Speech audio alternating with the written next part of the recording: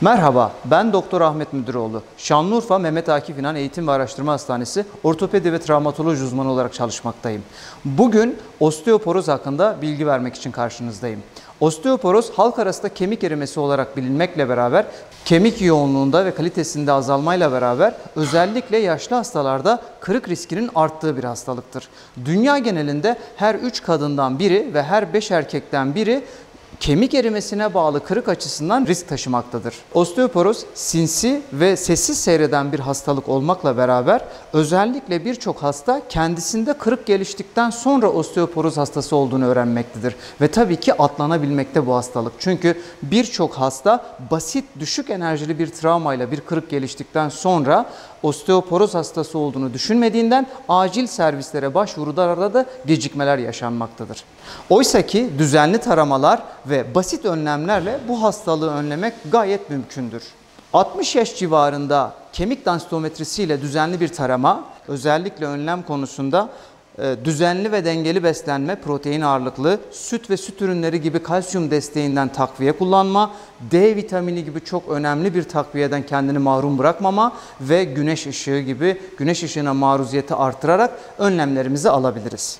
Ayrıca sigara ve alkolden uzak durmak da osteoporoz açısından koruyucu bir faktör olarak görülür.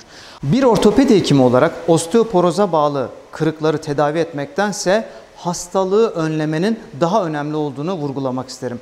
Dünya Osteoporoz Günü'nde herkese iletmek istediğim mesaj, kemiklerimiz hayatlarımızın taşıma kolonlarıdır. Onların erimesine müsaade etmeyelim. Herkese sağlıklı günler diliyorum. Hoşça kalın.